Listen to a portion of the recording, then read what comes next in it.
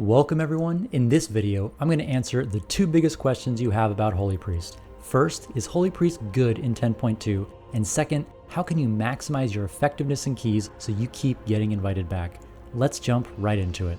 Is Holy Priest good in 10.2? Well, the short answer is yes. From a raw power perspective, Holy Priest is actually very good right now. Holy Priest isn't changing much between 10.1 and 10.2, and there are Holy Priest timing plus 30 keys in 10.1. Holy Priest is good. It pumps healing, it pumps damage, and it can time keys. Now, I know what you're thinking. If it's so good, why is it so hard to get into keys as a Holy Priest? The answer to that is that although it's a very strong healer, it's not a meta healer. By that I mean it's not the healer brought to the tippy top keys, and the reason for that has almost nothing to do with Holy Priest itself. Understanding why Holy Priest isn't meta requires a little explanation on how the meta is formed. The meta is mostly defined by the top 3 DPS specs. Once those are established, the best tank is usually slotted in, and finally, whichever healer complements those other 4 classes the best is what becomes the meta healer. For example, in 10.1, Shadow Priest, Augmentation Evoker, and Fire Mage were the most common DPS specs, and Guardian Druid was the best tank. For this lineup, there's no world where a priest healer of any sort could possibly be meta. The Shadow Priest already brings double power infusion for the group on top of all priest utility, and since none of your DPS specs have a battle res, you ideally want a healer with a battle res. Holy Paladin is the perfect healer for this comp on top of the fact that Holy Paladin was disgustingly tuned at the start of the patch. So for Holy Priest to be meta in 10.2, we have to have a few things happen. First, Shadow Priest can't be a meta DPS, and although it might be a little too early to tell, my money's on it won't be. Next, between the 3 DPS specs, you need a Lust and you need a Battle Res. If those conditions are met, Holy Priest has a shot at being meta, but is also competing with Discipline, which has gotten a lot of buffs recently. Chasing the meta is a tiresome endeavor with a lot of moving parts. If you play at a high enough level where the meta matters to you, then you should probably invest the time into gearing out every single healer so you can rapidly shift to a different one as the meta evolves. But if you're looking to push reasonably high keys, you won't have any problem meeting the DPS and healing checks with a Holy Priest. Remember, there are Holy Priests clearing plus 30 keys. So is it good? Yes. Is it meta? No. So what's the best way to play Holy Priest that keeps you getting invited back to keys? First of all, let's talk about your role in keys. First and foremost, your primary job is to prevent deaths. This doesn't just mean doing the expected amount of healing for a specific encounter. It means preventing deaths. If a DPS player stands in a bad spot and takes unnecessary damage, recognize that and throw them a Guardian Spirit, grip them, or be quick with a Serenity Charge. If a tank pulls a little too aggressively, funnel as much healing into them as you can. No matter how good or bad your group is, it's your job to do everything in your power to prevent them from dying. Keeping yourself alive is just as important, if not more important. Keeping yourself alive boils down to 2 main principles: understanding the incoming damage pattern, and having the required tools to deal with those damage patterns. I use a targeted spell weak aura to know when a mob is casting on me. If I see 2 mobs casting on me, or I'm being targeted while low on health, I know to pop a defensive or use Chastise to stop the cast. I also made a weak aura that notifies me when I'm below 35% health and shows an icon of Desperate Prayer, Fade, Health Potion, or Lock Rock, whichever is off cooldown. All of those defensives need to be bound to keys that you're used to hitting quickly to recover from a difficult situation. You can find these weak auras in the description below or in my Discord. Your second job is pumping as much DPS as possible. Healer damage is not a meme. It's essential to timing keys, and when your group sees you blasting, they'll want to keep running keys with you. Never forget your primary role of keeping people alive, but as long as everyone's healthy, blast as much damage as you can. In my opinion, the Holy Priest damage rotation is the most fun it's ever been. Dragonflight has significantly increased our options, and you can do a lot of damage without committing too many globals. I've done all the math on which DPS spell is the best under each target count condition, and although the spell priorities shift slightly between 2, 3, and 4 targets, it's easy to see a trend and create some basic DPS rotation rules. But before I go over those rules, keep in mind that as a healer, priority damage is usually more important than raw AoE pad DPS. The overwhelming majority of dungeon pulls have 1 or 2 mobs with more health than everything else. Ethical, single target DPS on these mobs will speed up your pull, even if it means slightly lower overall DPS. So make sure your Holy Fires and Shadow Word Pains are going into those high health targets first. So here's the simplified DPS rotation. Priority 1 is to use Holy Fire on cooldown and use Holy Nova on cooldown if you're capped on Rhapsody stacks. I highly recommend you get a weak aura that tracks Rhapsody stacks so you don't sit capped for too long. The tracker you see right now is my Holy Priest weak aura pack that you're welcome to download from Wago or from my Discord.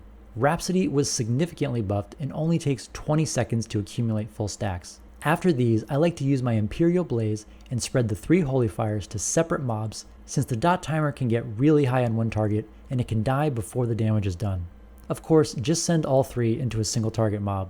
Even in large AoE pulls, you should still keep Holy Fire on cooldown on the highest health mob, especially with the AoE spread of Burning Vehemence. Whether you run Halo or Divine Star mostly comes down to preference. Halo is less maintenance, you don't have to aim it, and it frees up more GCDs for other abilities, but Divine Star can do more overall damage if aimed well in large pulls. After Holy Fire, Capped Rhapsody Holy Nova, and Halo or Divine Star, you want to spread Shadowward Pain to as many targets as you can that will live for the full duration, prioritizing high health mobs that will take the longest to die. Once you've done this, Smite will be your best filler on 1 to 2 targets, and Holy Nova your best filler on 3+ targets. Of course, keep smiting if you prefer to put damage into a priority mob. Now, you may have noticed I left out Holy Word Chastise. With Divine Image, I treat Holy Word Chastise as a damage buff. Anytime you cast a Holy Word, including Chastise, you'll get a 9-second Divine Image buff that replicates a portion of your damage and healing. So it's good to cast Chastise right before your hardest hitting abilities, or use it in your damage rotation to refresh your Divine Image buff. For example, if you just cast Holy Word Serenity or Holy Word Sanctify before starting your DPS rotation, you want to hold off on casting Chastise. If you have no Divine Image buff, you want to open your DPS rotation with Chastise. Doing good damage as a Holy Priest is about knowing the priority order of your abilities and always using the best spells possible in between your healing globals. Even under intense healing situations, you may not have enough DPS globals to make it all the way down to smiting, but you can usually sneak in a Holy Fire, a high Rhapsody stack Holy Nova, Halo, or Divine Star. You don't want to let anyone die, but you also don't want to play so conservatively that you're not doing any damage. The last piece about DPS is you should aim to get high value out of your power infusion. I use a weak aura called Dibs on Power Infusion, which is incredibly customizable. In a Pug Key environment, I have it set to notify me anytime a DPS player uses a major cooldown, and I try to use it on a DPS spec that I know scales well with haste and preferably has cooldowns that line up well with PI. Or, if there's a large skill disparity between DPS players, I'll just throw it on the best DPS player in the group. In Raid, I have it set to Whisper only, and I only authorize certain players to Whisper me. It's a great weak aura. You should grab it if you don't already have it. Now that we've covered DPS, let's talk about the most important part of your job, keeping people alive. Holy Priest is exceptional at 1 to 2 target triage healing, especially if you choose to spec into a single target healing build with Lightweaver or Trail of Light. Spamming heal or flash heal in between Serenities can keep a player topped through almost any amount of damage. However, Holy Priest's Achilles heel is group-wide AoE damage. Sustained party-wide AoE damage requires foresight and setup to get through. Our 2 AoE heals are Prayer of Healing, which is absolutely terrible and should never be cast in a dungeon environment. In fact, I don't even spec into it. And Holy Word Sanctify, which is very strong but has a very limited radius and has a long cooldown. Here are some tips for getting through large AoE damage phases. First, make sure you're keeping Prayer of Mending on cooldown. Even if you don't need the healing right away, building up the total number of stacks across your entire party is potential healing waiting to be unleashed when the damage starts.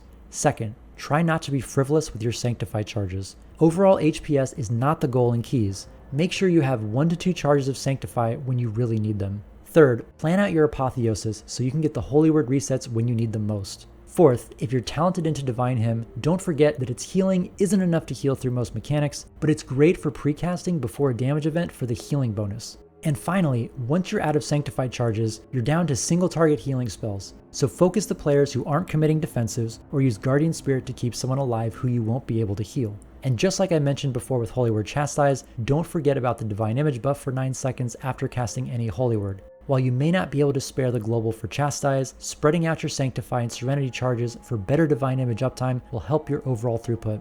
I've talked a little bit about talents throughout this video, so let's take a look at what I like to run. First, I think Lightweaver is a bit of a bait. While it feels good to have a ton of single target healing, you have to get through a lot of mediocre talents to get there, and the second charge of Serenity from Miracle Worker also significantly increases your single target throughput. 1 extra charge of Serenity may not seem like much, but there's a lot of wasted cooldown reduction when you only have 1 charge, and being able to bank 2 charges for a large burst is massive. On top of that, all the prayer mending talents down the right side of the tree are huge AoE healing boosts which shore up the biggest weakness of the Holy Priest kit.